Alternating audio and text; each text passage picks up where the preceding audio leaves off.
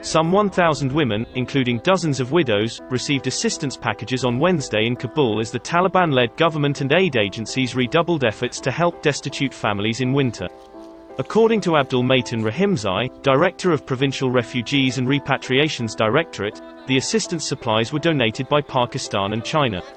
Hundreds of thousands of needy families have received humanitarian aid in most of the country's 34 provinces in recent weeks. Rona, a mother of 8, told Xinhua at the site that the families also need firewood and coal after recent snowfalls in most parts of the Asian country.